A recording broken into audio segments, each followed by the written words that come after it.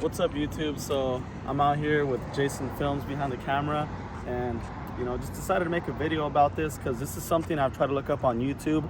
I've seen a few DIYs, but I was never really able to find an actual product to make this work. So I've had a lot of range anxiety with these e-bikes. Sometimes I go kind of far and there's no power outlets.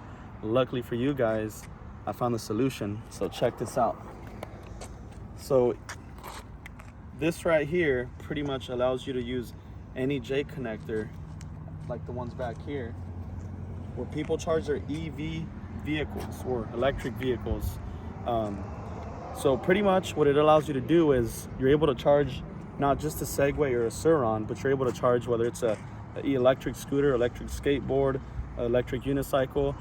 Depending on your charger that you have, this must be compatible with it. So for it to work, it has to be like this, 100 to 200 volts. And as far as I know, that's the requirement that it needs. This is a 10 amp charger. So I'm gonna show you guys how it's done. All right, so usually the way I do it, from what I've read on the instructions, the safest thing to do is to unplug these, but I've noticed over time from unplugging them so much, the tape is starting to get pulled up, and so is this, so I don't want to mess with that. So just make sure your breaker's off. Then you go right here, turn the key on so it drains whatever power was left in there. I wait till this turns off.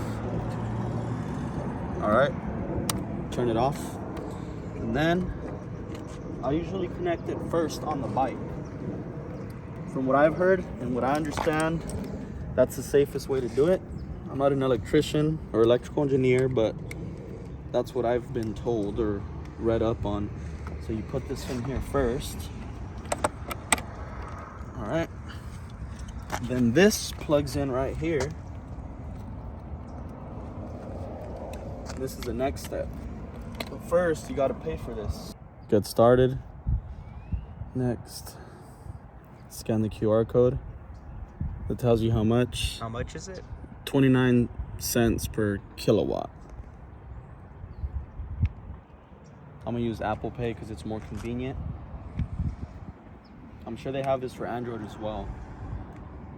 Okay, so once you do that, start charging. Card authorized. Now it beeps, right?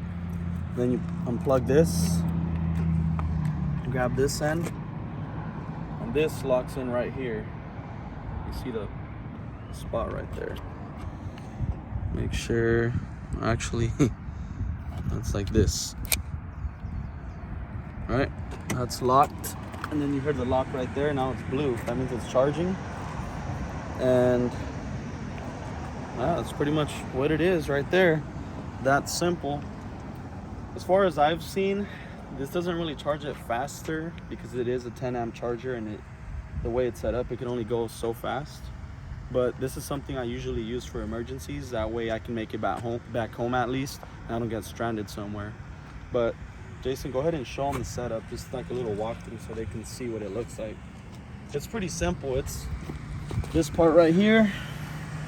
You connect it to the charger. The charger connects to the bike. You always got to make sure your breaker's off so it doesn't spark.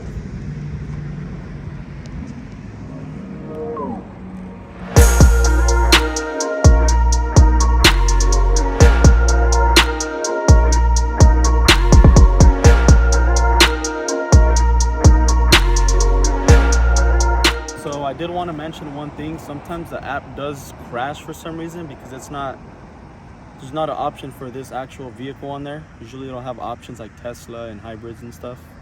But in that case, what you do is, because it does crash sometimes, you can't disconnect from the app. So I usually just disconnect it from here, and it is safe. I've actually talked to the people at customer service. So it is safe for you to do that. Back then I was kind of scared to do it because I wasn't sure. So that's it. It's that simple.